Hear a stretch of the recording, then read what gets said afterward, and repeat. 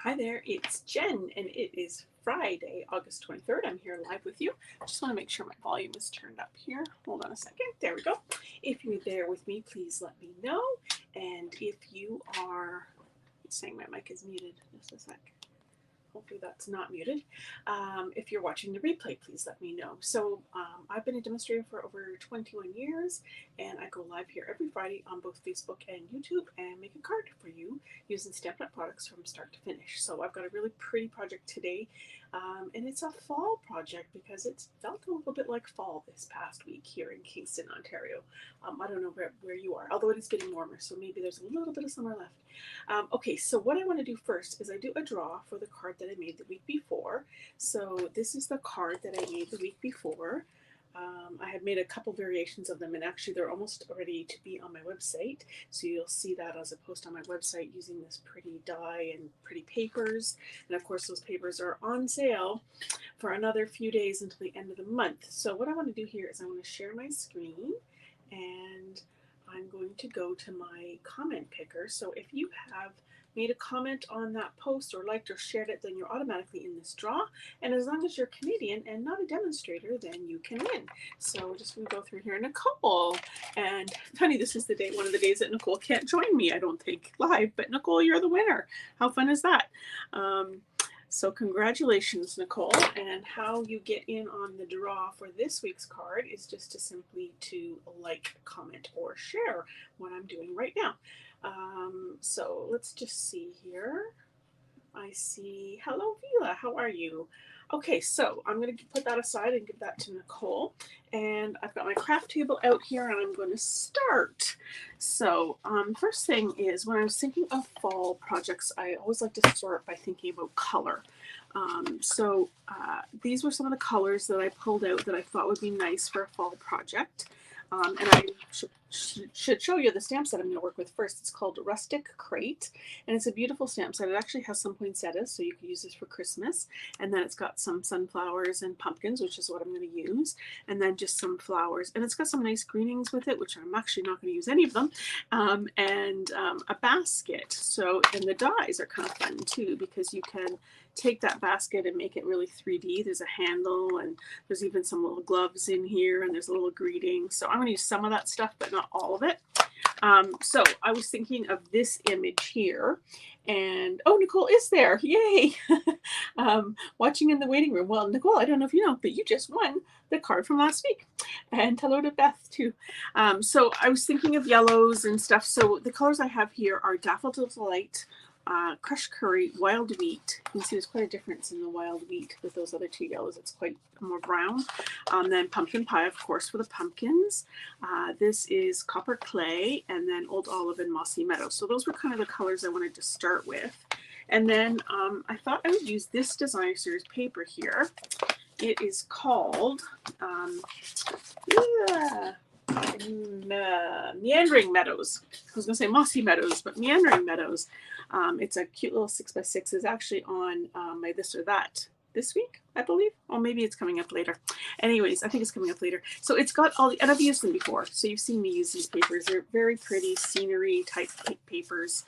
They're 6x6. And you get 4 of each design. I've only just put 1 each here. But what I like about these too is if you didn't want to use those scenes, or if you use a bunch of scenes, the back side is actually kind of nice. And doesn't that look fallish to you? So there's all these patterns here. And so I'm just going to put these 3 aside for a second. That one's a little more detailed, but there's all these just nice patterns with the blues and the greens and the browns that would totally work for, again, this one is a little more patterned, for fall or other type of cards. So I was deciding between, these 3. And what I decided to do was I made my sample with this one, and I'm going to make the sample that I make with you guys today with this one, just quite so I can add in a little bit of blue, and I'll show you why. I know it's a little bit more explanation than I normally give before starting to jump in, but let me just pull this up here. Not that one, this tab here. This is the annual catalog. So if you don't have that, let me know, because it goes until next April, right? So in there's a color wheel. So funny enough, when I picked those colors, the ones I mentioned to you, they're all right here, all on this side of the the pumpkin wheel, of the color wheel, and they're all in the yellow and orange category. I'm actually going to use peach pie a little bit too, and some copper clay just with a marker.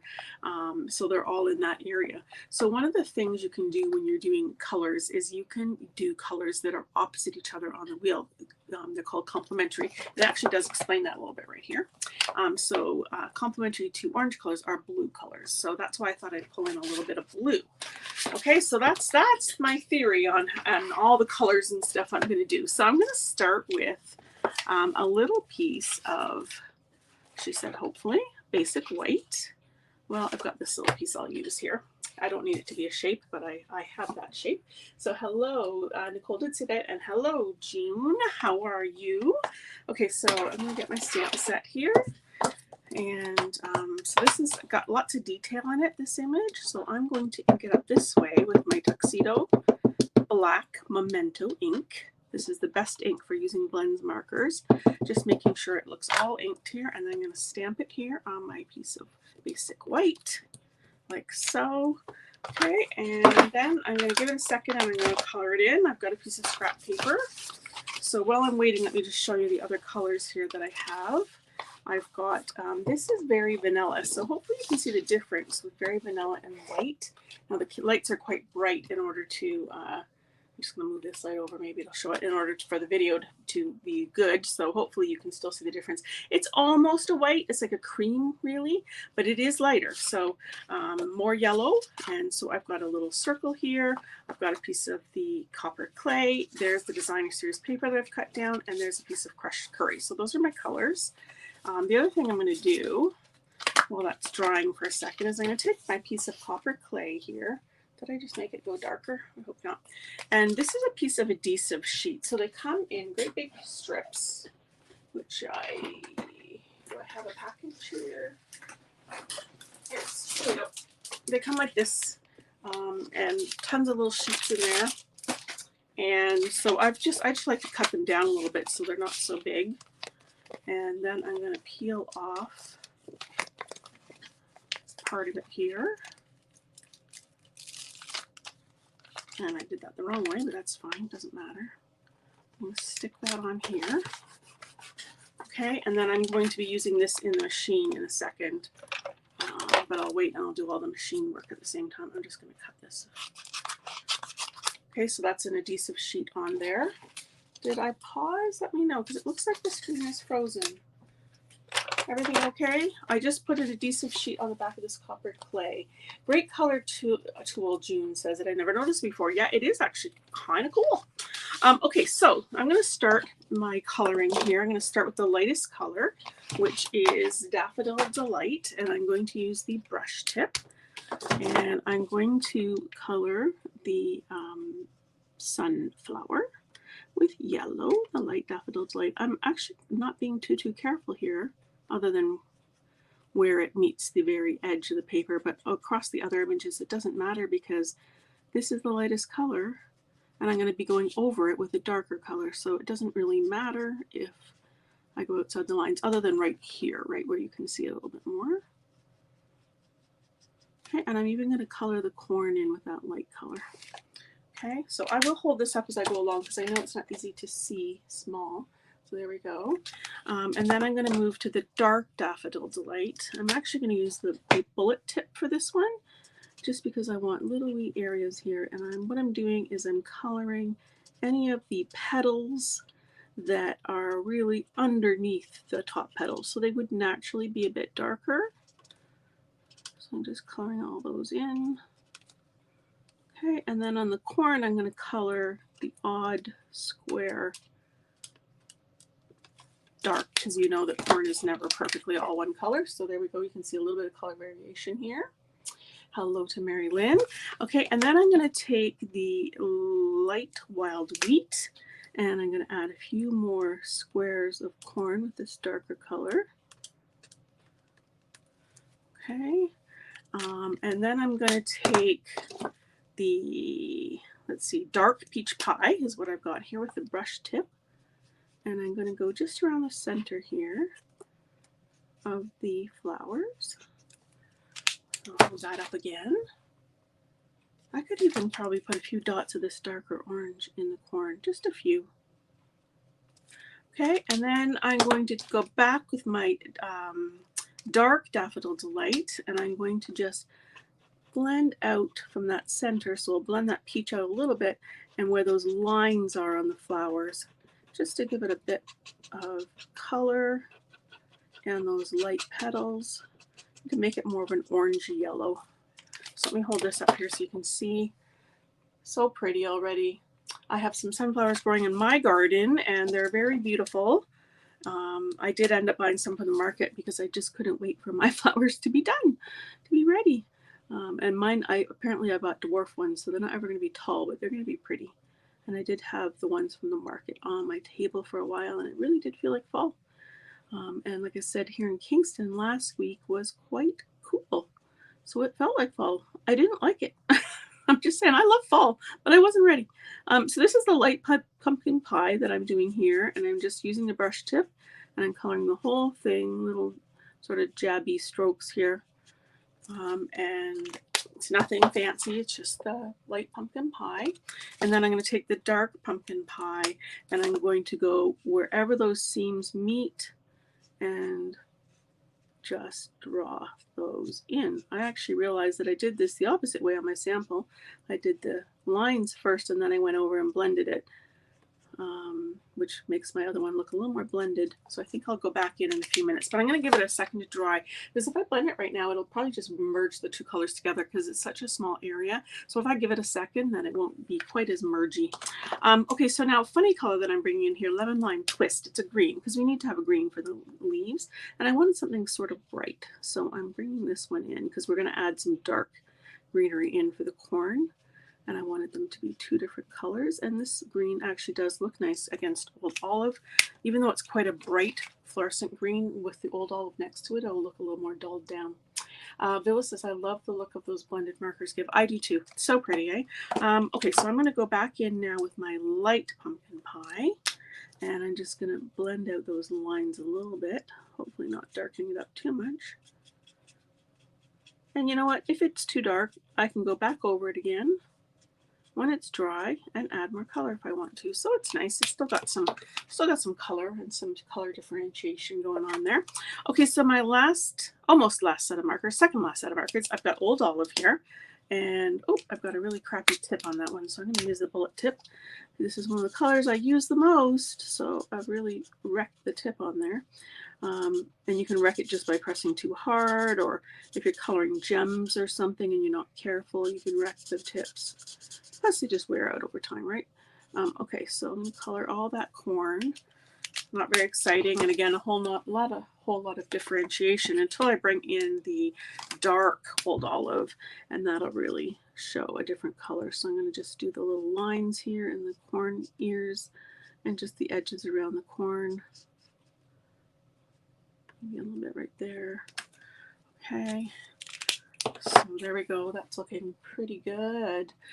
So we need to do the center of the sunflowers. So I have here copper clay to bring through that color. And I'm just going to color the centers.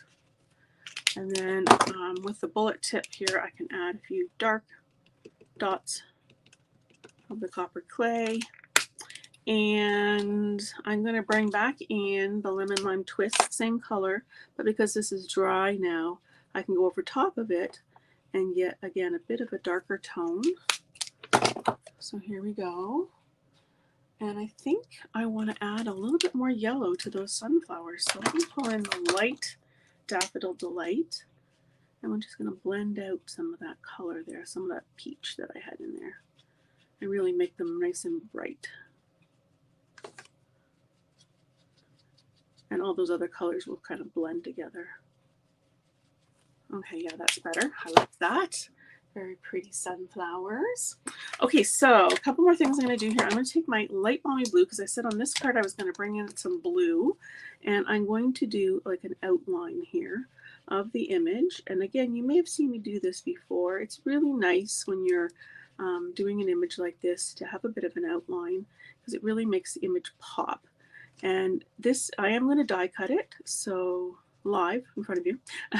So it will automatically just cut around there and would normally leave a white line, but this will make it leave a blue line, which will make it all tie in. Okay, and this, it could have been sitting in a basket. That's part of what the basket part is all about, is you can tuck these things into the basket. Oh, there's my awful tip again. But I'm going to make this sitting on the ground. So in order to make it sitting on the ground, what you need to do is what's called grounding. And that is actually draw some ground in there. So then it doesn't look like it's floating. So I'm going to do this. And again, it's going to get cut off, but we'll add some ground onto our circle after as well. Okay, so that should be good. Very pretty image. Okay, so a couple other things I'm going to do here before I pull in my machine. First thing I'll do is get rid of all these markers. So tell me, are you up to anything this weekend? We're going to see a little concert. It's called Candlelight Concert, and it's the music of ABBA done to an orchestra and by candlelight. So I think that should be kind of cool. And my nephew, who plays in a band, local band here, is doing a show tonight at Market Square. So if we can rally ourselves late, then we'll go down and see that too. And then with any luck, we'll have some cool weather. Okay, so I'm going to do that. I'm getting everything here that I need from my Stampin' Up! And Emboss machine, and I'll bring it all in and do it all at once. I'm folding the Very Vanilla card base in half. Okay, so I'm going to tuck these things away. And this piece here, I put the adhesive sheet on there, and I would take the, let's grab this here, the little hello out of here. It's kind of fun that it comes with this die cut. And just lay it on the machine like this and cut it out. So I actually have done that already. So we'll have that piece ready to go. And I need this piece. Okay, so let me pull in my machine here. And if you want to avert your eyes for 1 second, because I'm going to make this machine look up higher so that you can see better. Hopefully that's easier to see. Okay, so I've got my plate 1 and plate 2 down on the machine, then plate 3, and then I'm going to put the matching die here and line it all up. And I really like to have a piece of positioning tape. Some people will just put it down and hope. I'm not that hopeful, especially since I've spent time coloring this. I want to cut it without any problems. Okay, so I'm going to hold that on there. This tape here, it's on my website under Jen Recommends. I just got it on Amazon. It's repositionable tape. Okay, so I need a plate. Here we go. Another plate 3. And through the machine it goes. Hello, Laura. Sounds like fun, she says. Yes. Oh, a 50th class reunion. That is, she says, your event sounds like more fun. Oh, yeah, I understand what you're saying. Yours will probably be fun, but I can understand that it might be stressful up till then. And I moved that machine. I didn't mean to move it. That's fine. We'll bring it right back in. So there's our beautiful die cut piece all done. So I'll put that aside. It actually gives me a chance to put the die away, which is always a good idea. You can reuse this tape too. I'll just put it there. Okay, so I'll bring the machine back in. For what, you ask? I'm about to show you. Here we go. So what I want to do is, and I had it out here somewhere. Hopefully it's right here on top. Yes, it is. Good. Right where I meant it to be. Okay. So for what I'm about to do, I only need plate 1. And I'm going to use this, which is an embossing folder. It is called the Exposed Brick 3D Embossing Folder. And I'm going to take this paper that I already put together, and I'm going to put it in here.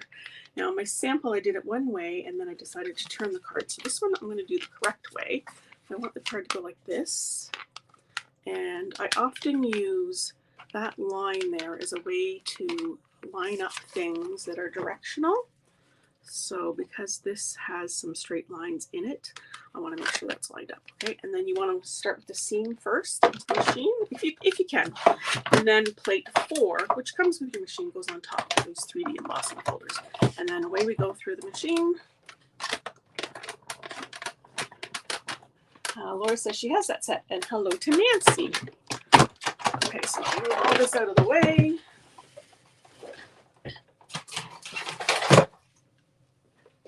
Lots of noise. And we'll move this out. Having a sip of water. So now check this out. Now it has this really cool embossed texture on the paper. How pretty is that? I love it. Okay, so I'm going to take my scrap paper and this, and I'm going to take the crushed curry, and I'm going to add a little bit of extra color to this. This is actually going to be even better because of the fact that there's blue there.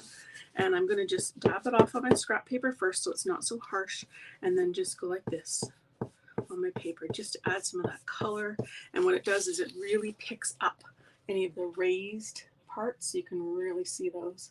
So I'm just going to do that all over here. Whoops, I didn't dab off. That's what happens. So now I'm going to have to make a matching boob on here so it doesn't look like it was supposed to be like that. So I'll dab a little bit off and then just go really dark in 1 or 2 areas. So it looks like I meant to do that. Okay, and then I'm also going to take this piece and I'm going to add. So this is a piece of Very Vanilla as well, and I've cut it out. And I've cut it out with, I just want that all in the center like that. Cut it out with these dies. These are the deckled circle dies, and it's this one. So I left it off so you could see. And now they're all falling off. It's the 1, 2, 3, 4, 5, 6. So I use 5 and 6 all the time. Those are my 2 favorite sizes. And you'll see when I show you my original sample that I actually did a punched out circle with this punch, so it's smaller. So we'll compare the 2 and see what we think. Okay, so let's finish this off. All right, so I'm going to add this on here. Remember I said I want to ground it, so I'm going to grab my old olive and my color lifter, and so it's going to be about center. So I want to put I don't know if you can hear my cat meowing. She wants in here. Well, this is the bad marker. I don't know where the other one went, but it's fine for this. So I just want to add a bunch of color underneath here. And then I'm going to take my color lifter and I'm just going to blend it out a little bit so it's not so strong, but just gives us a little bit of that color. So that looks pretty good, don't you think? And let me put the camera down again. Hold on a second. Whoop, there we go. That's better. So let me put this together here with dimensionals. And we're on the home stretch here, folks, of what I'm going to do here. Does this make you think of fall? Does it make you want to not think of fall? Do you love fall? What do you think? I showed this card to my son because often I get the men's input, especially on cards which I think could be used for men. And he goes, "It's a little early, isn't it?" And I said, well, it is actually just around the corner. So there we go. So you've got that little bit of sun or whatever, and then the grounding down below. It's very pretty. Okay, so then we've got this and our card base. So this time I cut this the exact same size. Oh, that was a really bad folding job. Hold on, let me come back to what I was going to say. I'm going to redo this. It may have been that I cut it funny. That sometimes happens. I'm going to try and get rid of that crook there by refolding it. That's better. Okay, so I cut this the exact same size as my card front so that I could put that on there, and basically it looks like it's on crushed curry, but really it's on white and it's easier to write. So I'm going to, no, I'm not going to do that. I'm going to add twine to this first. So I've got several pieces of twine here. So this package I used a couple of weeks ago. It is the In Colors from last year. And so I've got the copper clay and the wild wheat. So I'm going to use those. I'm going to put a little bit of tape on the back of this. And I'm going to stretch a piece here in the middle. So like so. I'm just going to catch it on the back. My ribbon scissors out. I apologize if you can hear my cat. She's meowing her head off. she doesn't know when I'm doing these live videos. So just catching it on that tape on the back, and then I'm going to bring in the wild wheat to bring in that color too. I can't believe I made that boo-boo up there, but I think it looks fine in the end. And then add some wild wheat on here. And because I always like to do things in threes, we need one more color. These will be held on by dimensionals. I'm just going to strap that up there. You know what? I might just put the dimensional on here now so it doesn't move on me. Stay there, you.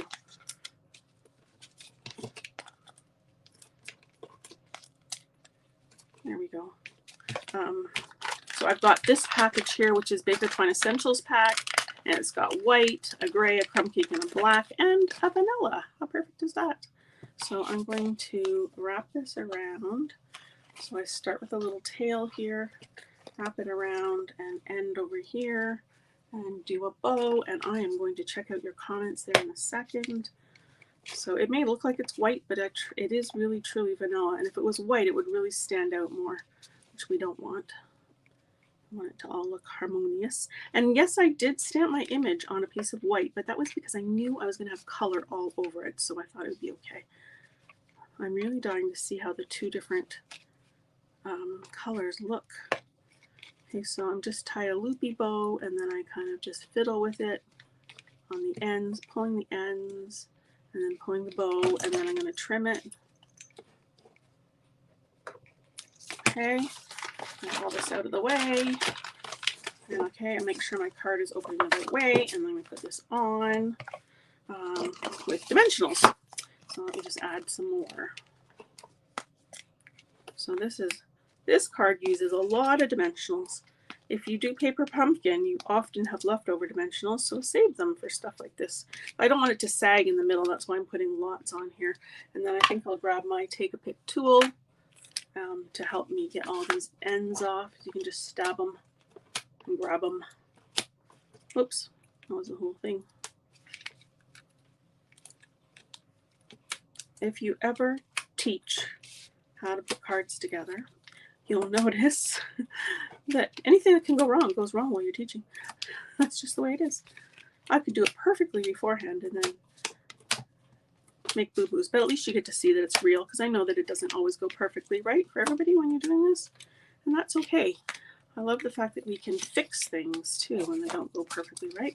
Okay, so this one I need to line up right against the edge here. Okay, very pretty. And then we're going to bring in this image here. And I'm going to tuck it a little bit over to the right. Now, because I've got all that twine on there, I can't put dimensionals in the middle, otherwise it'll just rock. So I think what I'm going to do is I'm going to just put dimensionals right on here.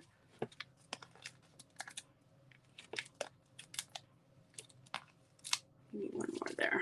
Okay.